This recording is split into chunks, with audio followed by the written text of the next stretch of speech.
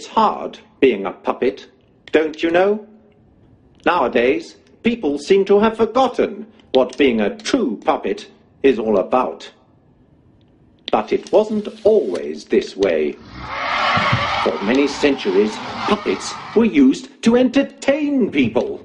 Puppet heroes spent their time in battling demons, fighting to rescue princesses, and building great cities.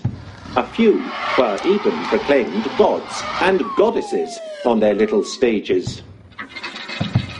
During this golden age of true puppetry, kings and courts and entire cities from around the world surrendered to the magical dance of their strings.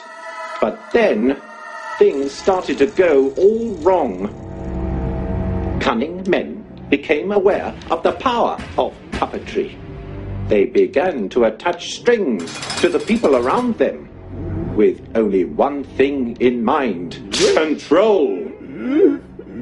They took over the courts and the palaces, and they mounted their revolutions. As these events unfolded, the true puppets were forgotten, and so sat back and watched how these new changes developed. Human puppets became ever more popular, until one day the greatest of these human puppets began commanding lesser puppets to serve them.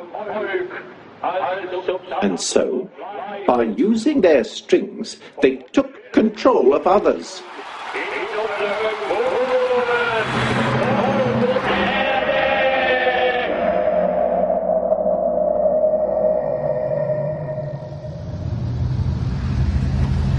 At first, just the cities were won, but soon entire countries collapsed into this new form of puppetry. Everybody was trying to lasso everybody else by using their strings. As time passed, people began to look and act more like toys. And of course, without their human spirit, they completely lost their freedom to the puppet masters. Faster, bigger, better. Faster, bigger, better. Faster, bigger, better. Faster, bigger, better. Faster, bigger, better. Faster, bigger, better.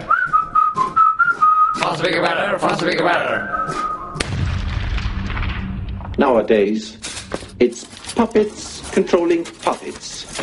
The few puppet masters that still exist are only interested in controlling their puppet people. So we, the true puppets of old, no longer have much reason to stay in this world. Many of us have decided to cut our own strings to preserve independence from this new puppet order. It's very sad, but these days, it's hard being a puppet.